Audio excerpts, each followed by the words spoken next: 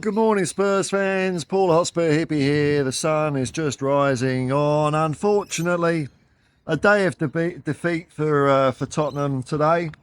The score ended Tottenham Hotspur 3, Liverpool 6.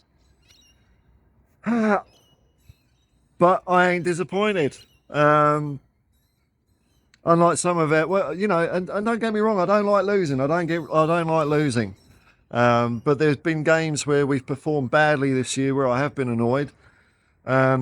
This game against Liverpool, if you watched my preview yesterday, I didn't have much expectations. So I thought there was every likelihood we could get done by Liverpool, given that they're playing so well. I haven't watched them play, but they're obviously on fire at the moment. They did play. I mean, they did play very well. You can't. There's no ifs and buts or monkey nuts about it. They were fantastic. And Spurs, still with loads of injuries, inexperienced backline. I think we can hold our head up high, though. I think we can hold our head up very high. Liverpool were in control of almost the entire game, but even within that, we showed flashes of what we can do. And when we did that, we scored 3 goals against Liverpool, which I don't think many teams have done this year.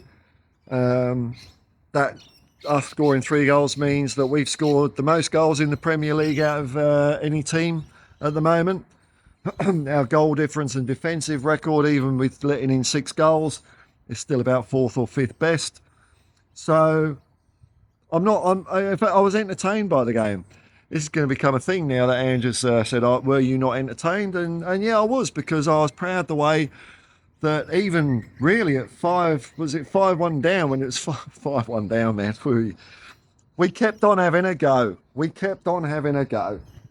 And our heads didn't go down in that game. Our passing was generally good. Our pressing was a little bit off, and I think that might be because of fatigue more than anything else. We picked our moments to do it, but we couldn't do it all game.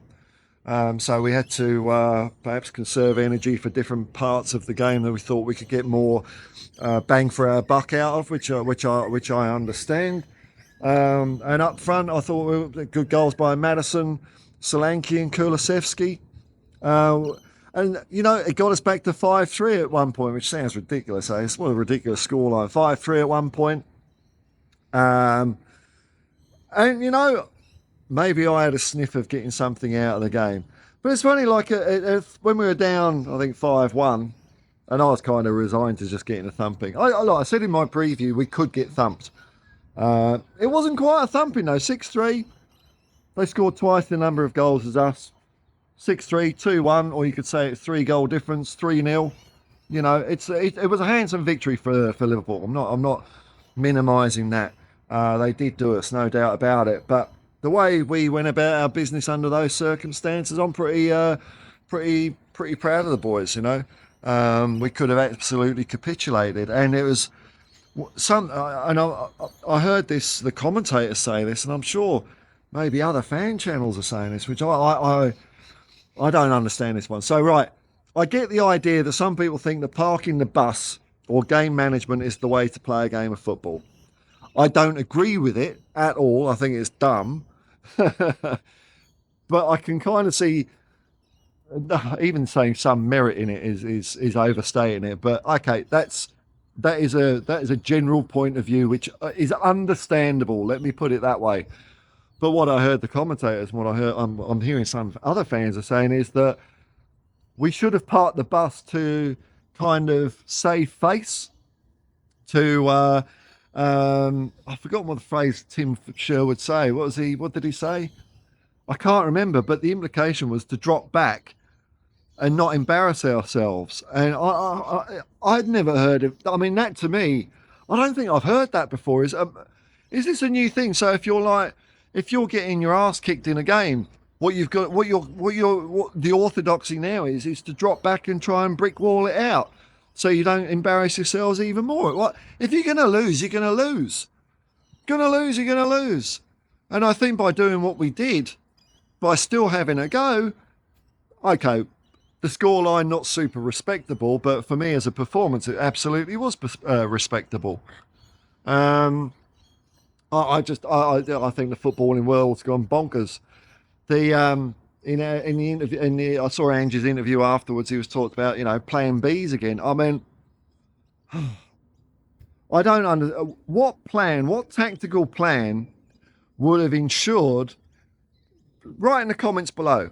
You tell me a tactical plan that would have guaranteed us a draw or a win against that Liverpool side tonight. They were just better than us. So you just got to take it on the chin.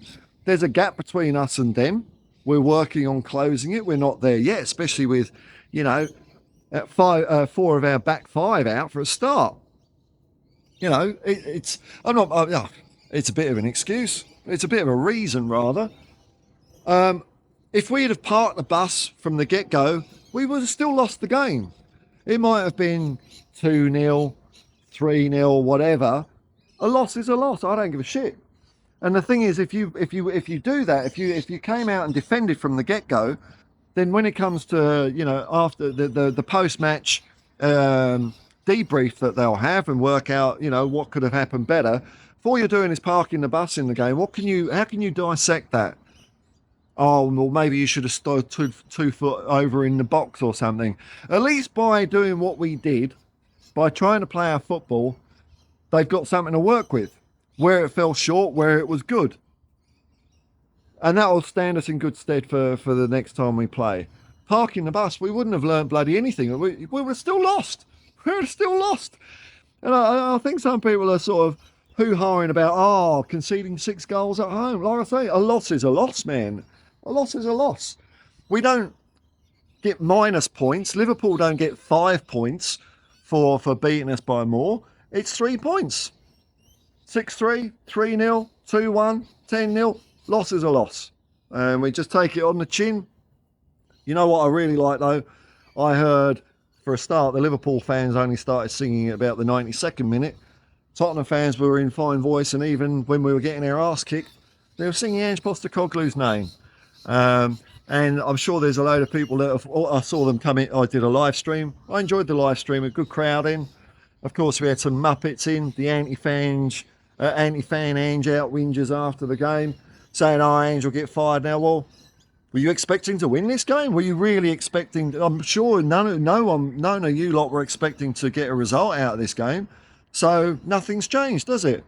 No, man. Look, if you look on paper, I guess, and see the score 6-3, it don't look good. But I watched the game, and Liverpool were worthy winners, man. But we were there. We made them work for it, believe it or not. We made them work for it. When the score got to 5-3, Liverpool worked. They quickly got back to 6-3, but it gave them something to think about. Parking the bus, going down 1-0, going down 2-0. You're not giving the other team anything to contend with at all. Nothing at all. They know it's inevitable they're going to win.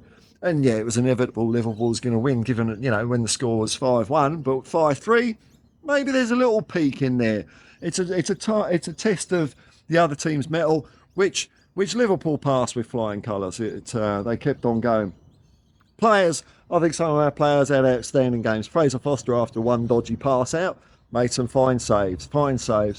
Jed Spence, I think he had a great game up against Mo Salah, one of the best players in the world. Mo Salah, of course, did him from time to time because he's the world's best, but there's more often than not, Jed Spence dealt with him. I think Archie Gray in defence is growing in stature. I think he's fantastic. Dragusin not quite up there as well, but fucking hell, you're against the world's best player. So no shade on them from me. Midfield, I think Basuma had a very good game tonight, and Sarr. Maddison was a little bit quieter, but still did some good stuff when it counted. Up front, Son, decent. Solanke was fantastic again. Great goal by Solanke as well. Doing that, putting that effort in when you're that far behind. Oh man, and Kula was great as too. The subs that came on, it gave us a new spark of life. Berival, I'm really, really enjoying watching this guy play more and more. Copped the yellow card.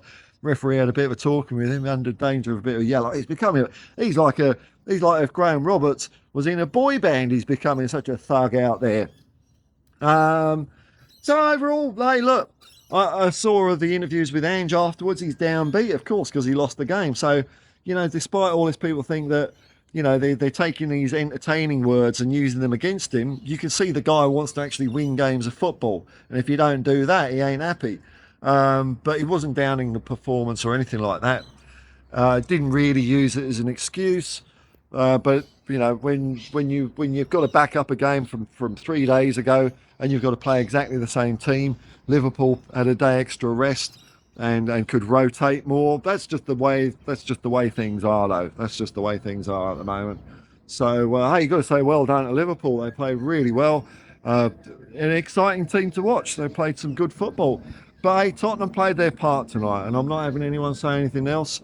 And so we went down 6-3, but there's a lot to learn out of that game. That's the main thing. A lot to learn and a lot to be positive about. I think it's onwards and upwards for Spurs. I just turn my eyes now and look at Nottingham Forest. Now, I reckon we got a damn good chance of winning that game. Damn good chance. And I can't wait till the kick-off for that one. So, heads up. Heads up, Spurs. Didn't go our way. Maybe it never was. But we went about it with the right way. With style and with a flourish.